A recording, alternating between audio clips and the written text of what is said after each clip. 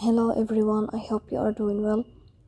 Today we will talk about how to fix or how to solve the problem of Wattpad beta app.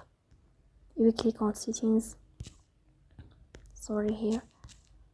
You will go to settings like this. In this page, you will go to apps, default apps, app settings. On above you will search about Wattpad and you will click here. In this page of app info, you will go to first stop and you will click OK. Here you will enter to the window of storage. Then we click on clear cache. In the end, you will turn off your Wi-Fi and you will turn on your Wi-Fi again to fix that problem.